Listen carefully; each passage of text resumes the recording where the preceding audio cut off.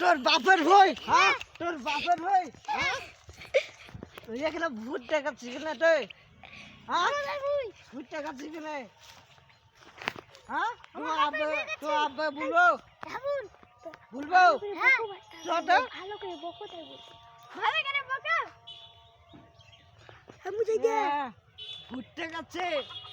একটু ছেলে ভূত দেখাচ্ছে দেখো না তোমার ছেলে কি হয়েছে